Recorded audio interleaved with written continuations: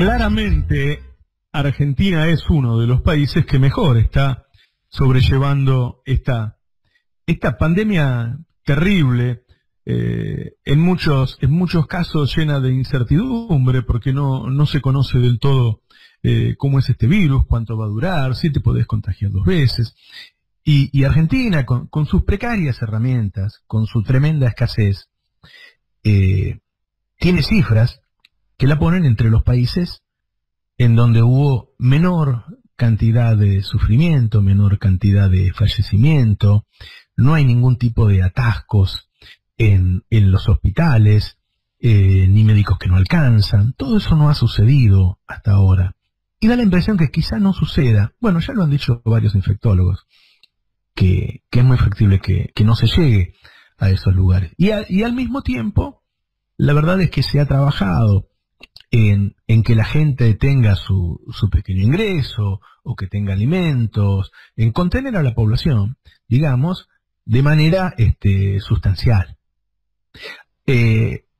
Recordemos que hablamos de un país que estuvo sometido durante 4 años a un gobierno que lo que hizo fue sacarle la plata de los bolsillos a la población para dárselo a unos 3.000-4.000 tipos que concentraron casi 100.000 millones de dólares de ganancias extraordinarias con ese despojo, lo fugaron y para eso se endeudaron. Ese es el país que se recibió, un país en una situación tan grave que lo primero que hizo el presidente fue entregar una tarjeta de alimentos, como si estuviéramos en guerra, y fue antes de la pandemia, y entregar medicamentos. Con esa situación precaria, sin Ministerio de Salud, con una gran desinversión en el sistema de salud, se enfrentó a la pandemia con este éxito. Claramente las notas que se hacen sobre Merkel para opacar el trabajo de este gobierno son una pavada. Son una pavada porque Merkel ya tiene más de 5.000 muertos y todos los europeos dicen que no está contando a las personas que tenían enfermedades preexistentes. Es decir, si a Merkel se le muere una persona que tenía hipertensión, dice que se le murió por hipertensión. Cuando los hipertensos pueden vivir 30 años o más, ¿sí? O mucho más, siendo hipertensos. O sea que si una persona se muere 30 años antes de lo que se iba a morir, Merkel le cuenta como que se murió de eso. Sí, la verdad es que alguna vez todos nos vamos a morir, ¿no? Merkel, es decir, le está haciendo trampa al resto de los países. No es un ejemplo, Merkel. Me parece que el ejemplo es cuando vos lo lográs con tan escasos recursos. Así que el gobierno claramente lo hace bien. Ahora, tiene problemas, y tiene problemas en los que tiene que tomar decisiones muy importantes todo el tiempo, y algunas relacionadas con esa escasez, algunas relacionadas con una estructura productiva que nadie quiso cambiar, ni siquiera algunos de los actores que hoy están en el gobierno y estuvieron en el kirchnerismo, y que ahora nos encontramos con esto. Yo publiqué este domingo que hay indicios de un comienzo de desabastecimiento muy importante, que hay cadenas de supermercados que han hecho pedidos de 10 millones de pesos y les llegaron 200.000 pesos de mercadería, ¿sí? Que hay un mayorista muy grande que compró, hizo un pedido por 200.000 cajas de aceite y 50.000 de harina a Molinos Cañuelas, y Molinos Cañuelas no le mandó nada, le dijo que no le iba a mandar nada. Lo mismo están haciendo Unilever, Molinos Río de la Plata y Arcor. Eso claramente se va a empezar a ver en las góndolas en los próximos días. ¿Por qué no entregan? Porque los insumos con los que producen los alimentos que nosotros consumimos han subido de precio muchísimo, muchísimo, muchísimo. Sube el precio del trigo, por lo tanto, obviamente, de la harina, de las conservas, de las zanahorias, de las arvejas, de los garbanzos, de los porotos, de una serie de productos que luego se envasan o se manufacturan para que nosotros consumamos. Sube el precio de los envases muy fuerte, de las latas, del PET. El PET es ese plástico que se usa para las botellas de agua mineral o de gaseosas y que tienen un fabricante cada una. Toda esa estructura monopólica hace que los productores tengan que subir los precios o desabastecer para no perder plata. Yo, imagínense que no voy a estar defendiendo muy bien Río de la Plata o Arcor, que me pasé hace 25 años que los vengo denunciando. En este caso, Arcor hace 3 años que está perdiendo plata. La primera vez en la historia fue con Macri y sigue perdiendo plata. Alguna vez va a cerrar si sigue perdiendo plata. Así que el gobierno se ve ante la alternativa de o dejarles subir los precios hay precios máximos en Argentina, o enfrentar el desabastecimiento. Y hasta ahora el gobierno no ha abierto el grifo, porque sabe el gobierno que a vos no te alcanza la plata en tu casa. Y ahí pasamos a una segunda etapa de este problema que tiene, que es si el gobierno debería dar más plata de la que da en este momento. El gobierno, por ejemplo, le dio a las personas, a 8 millones de familias, el ingreso familiar de emergencia. Son 10.000 pesos. Es muy poco dinero, 10.000 pesos. El gobierno dice, bueno, pero la mayoría ya tiene otro ingreso. Sí, otro ingreso también muy pequeño. Y algunos no. Otros no tienen ningún ingreso, porque el tipo tenía un negocio que ahora lo tiene cerrado, por ejemplo, y esos 10.000 pesos son el único ingreso. También el Estado está dándole plata a las empresas para pagar los sueldos. Y primero no le da a todas. O sea, si una empresa facturó, no sé, un 5% más que el año pasado, no le da. Cuando la inflación fue un 60%, es decir, en realidad si factura un 5 más, está facturando un 55 menos, porque en términos de unidades. O empresas que facturan pero no cobran, porque está cortada la cadena de pagos totalmente. Es decir, le da a la mitad de las empresas, cosa que es un montón y es muy valorable que le dé a la mitad de las empresas, pero a la otra mitad no le da. Y no pueden pagar los sueldos. A las que le da el 50% de sueldos de hasta 66.000 pesos, es decir, le da 30.000 pesos por familia.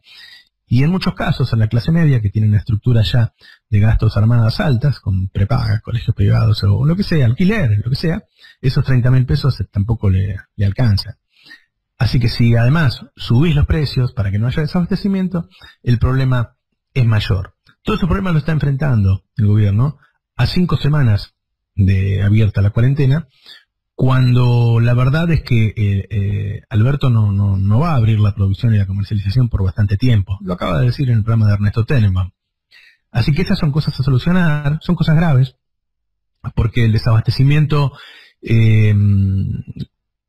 lo que genera luego es como una explosión en su momento, hay una olla de presión, y el desabastecimiento genera corridas, ¿viste? Como la corrida del dólar, pero de aceite y de harina. No las hemos visto acá, o hace mucho que no las vemos, en la hiper pasaba, pero después pasa.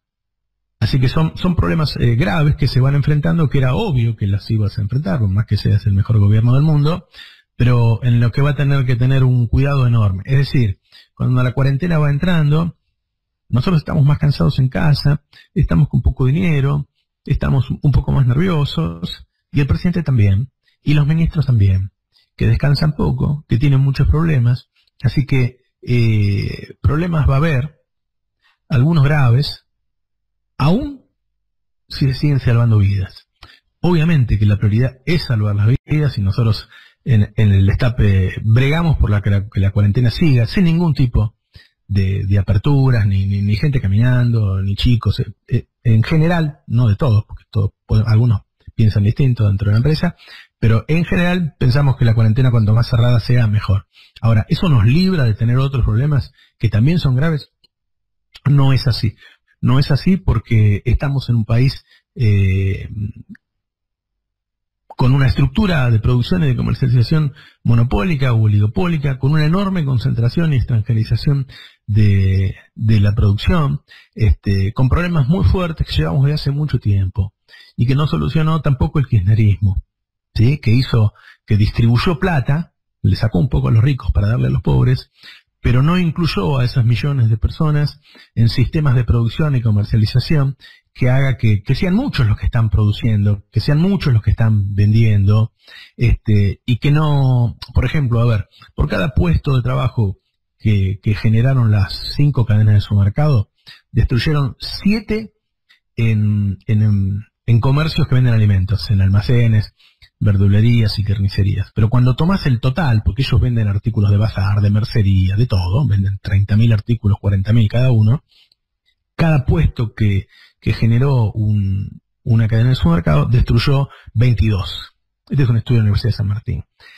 Quiere decir que si nosotros, en vez de tener esos monstruos adentro de las ciudades, no los tuviéramos, como no están en Europa, podríamos generar 1 millón o 2 millones de puestos de trabajo, y en muchos casos serían dueños. Vos tendrías tu bazar, tu cedería, tu ferretería, tu almacén, y serías parte del sistema de producción en vez de quedarte en tu casa y que el Estado te dé plata. Me parece que tenemos que reflexionar mucho sobre las carencias con las que enfrenta el país una situación como esta, que no hacen otra cosa que potenciar problemas que ya tenemos.